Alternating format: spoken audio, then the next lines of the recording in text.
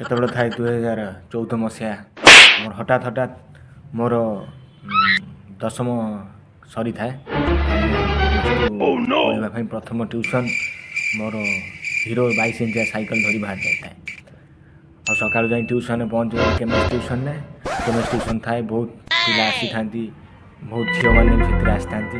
ହଠାତ୍ ଗୋଟେ ଝିଅ ଉପରେ ମୋ ନଜର ପଡ଼ିଗଲା। ଆଉ ସେଦିନ କାହିଁ ସେ ଝିଅଟା ମୋତେ ଟିକେ ଭାରି ନିଜର ଲାଗିଲା।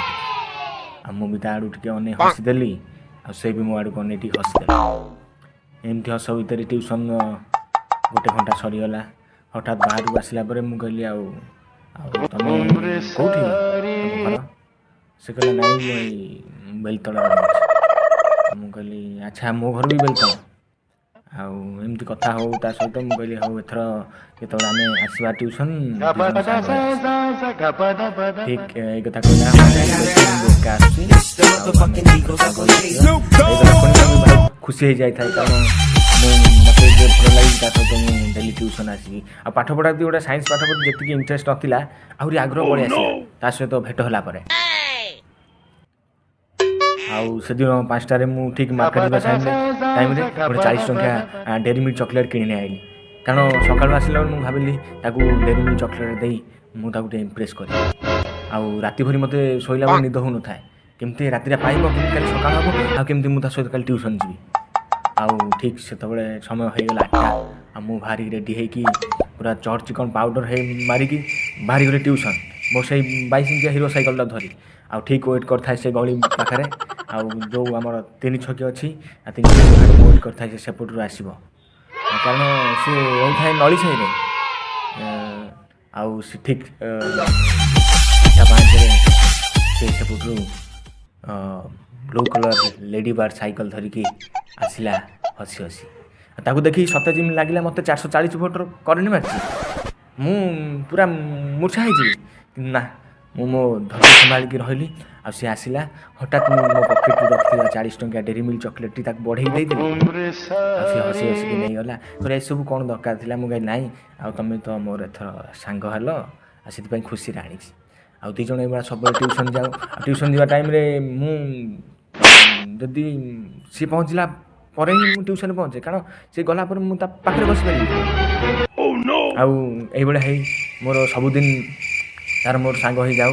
ଆଉ ସବୁଦିନ ମୁଁ ଗୋଟେ ଡେରି ମିଲ୍କ ଚକୋଲେଟ୍ ନେଇଦିଏ।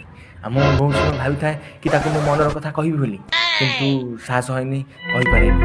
କାଳେ ସେ କ'ଣ ଖରାପ ଭାବିବ, ଆଉ କାଳେ ମୋ ସାଙ୍ଗରେ ଆଉ ଟ୍ୟୁସନ୍ ଯିବନି। ତେଣୁ ବହୁତ କିଛି ମୁଣ୍ଡରେ ପୁରେଇ ମୁଁ ତାକୁ କିଛି କହିପାରେନି। ଆଉ ଏମିତି ଆମର ଖୁସିରେ ସମୟ ବିତି ଚାଲିଥାଏ। ଆଉ ସେଦିନ ଥାଏ ସରସ୍ୱତୀ ପୂଜା। ଆଉ ତାକୁ ମୁଁ ଭାବିଥାଏ ମୋ ମନର କଥାଟା କହିବି। ଆଉ ସେଦିନ ତା ସହିତ ସାଙ୍ଗ ହୋଇନଥାଏ, ସେ ଆଗରୁ କଲେଜ ପଳାଇଥାଏ। ଆଉ ମୁଁ ରେଡ଼ି ହେଇକି ସେଦିନ ବ୍ଲୁ ଜିନ୍ସ ଆଉ ହ୍ୱାଇଟ୍ କଲର୍ ସାର୍ଟ ପିନ୍ଧିକି ମୁଁ ବାହାରିଥାଏ ଗୋଟେ 40 ଟଙ୍କିଆ ଡେରି ମିଲ୍କ ଚକୋଲେଟ୍ ଆଉ ଗୋଟେ ଗୋଲାପ ଫୁଲ ନେଇ ତାକୁ ଆଜି ମୁଁ ପ୍ରପୋଜ୍ କରିବି। ହଠାତ୍ ଯାଇ ପହଞ୍ଚିଗଲି କଲେଜରେ। ଆଜି ଦେଖା ମିଳୁଛି, ଲାଗିଲା ସେ ଆଜି କଲେଜ ଆସିଛି ତା ଘରକୁ ପଳେଇଛି ନା କ'ଣ କିଛି ଅସୁବିଧା ହେଇଗଲା? ନା ମୁଁ ତାକୁ ଆଜି ମନର କଥା କହିବି ବୋଲି ଖବରଟା ମିଡ଼ିଆ ଥ୍ରୁରେ ଲିକ୍ ହେଇଯାଇଛି, ତାକୁ କିଏ ଜଣେଇ ଦେଇଛି। ବହୁତ କଥା ଏଇଭଳିଆ କିଛି ମୋ ମାଇଣ୍ଡରେ ଆସିଲା। ଆଉ ମୁଁ ବହୁତ କଥା ଭାବି କଲେଜରେ ଏପଟ ସେପଟ ବୁଲୁଥାଏ। ହଠାତ୍ ମୋ ସାଙ୍ଗ ଆସି କହିଲା ସେ ଝିଅ ବସଷ୍ଟାଣ୍ଡ ପାର୍କିଂ ପାଖରେ ଆଉ କାହା ସହିତ ଗପୁଛି। ଆଉ ସେ କଥା ଶୁଣି ହଠାତ୍ ମୋ ଦେହରେ କରେଣ୍ଟ ଲାଗିଗଲା। ମୋ ମୁଣ୍ଡଟା ପୁରା ଗରମ ହେଇଗଲା। ମୁଁ ହଠାତ୍ ସେ ଡେରି ମିଲ୍କ ଚକୋଲେଟ୍ଟାକୁ ଛିଣ୍ଡେଇ ନିଜେ ଖାଇଦେଲି। ଆଉ ସେ ଗୋଲାପ ଫୁଲଟାକୁ ଦଳି ଚକଡ଼ି ଫୋପାଡ଼ି ଦେଲି ସେ ଫିଜିକ୍ସ ଡିପାର୍ଟମେଣ୍ଟ ଆଗରେ। ଆଉ ହଠାତ୍ ମୁଁ ଯାଇ ପହଞ୍ଚିଗଲି ବସଷ୍ଟାଣ୍ଡରେ। ଦେଖିଲା ବେଳକୁ ସେ ସେପଟରୁ ସାଇଁକିନି ଗୋଟେ ହିରୋ CBZ ବାଇକ୍ରେ ପଛରେ ବସିକି କୁଣ୍ଢେଇକି ଧରିକି ଗୋଟେ ଟୋକା ସହିତ ଭାଇକି ପଳେଇଲା। ଆଉ ସବୁ ଧୂଳି ଯାକ ଆଖିରେ ଉଡ଼ିକି ମୋ ଆଖିରେ ପଶିଲା। ମୋତେ 5 ମିନିଟ୍ ଯାଇ କିଛି ଦେଖାଗଲାନି। ସେଠୁ ହଠାତ୍ ମୁଁ ଭାବିଲି, ମୁଁ କହିଲି ଆଜିର ଝିଅ କ'ଣ ଟୋକାଙ୍କ ଆଖିରେ ଧୂଳି ଦେଇଦିଅନ୍ତି? ଆଉ ସେଇଦିନଠୁ ଭାବିଲି ମୁଁ ଆଉ କେବେ କାହାକୁ ଡେରି ମିଲ୍କ ଚକୋଲେଟ୍ ଦେବିନି, ନା କେବେ କାହା ସହିତ ଟ୍ୟୁସନ୍ ଯିବିନି। ଆଉ ହିସାବ କରି ଦେଖିଲା ବେଳକୁ ପାଖାପାଖି 4,650 ଟଙ୍କାର ମୋ ଡେରି ମିଲ୍କ ଚକୋଲେଟ୍ କିଣାରେ ଯାଏ, କିନ୍ତୁ ଲାଷ୍ଟକୁ ମୋ ଆଖିରେ ଧୂଳି ପଇଛି।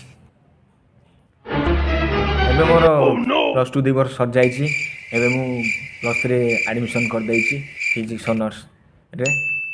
ଆଉ ସେଇ ମୋ ପୁରୁଣା ହିରୋ 22 ଇଞ୍ଚିଆ ସାଇକେଲ ନେଇ ମୁଁ ଏବେ ବି ଟ୍ୟୁସନ୍ ଯିବା ଆସିବା କରୁଛି। ହଠାତ୍ ସେଦିନ ଥାଏ ରବିବାର, ଆଉ ମୁଁ ଯାଉଥାଏ ଫିଜିକ୍ସ ଟ୍ୟୁସନ୍।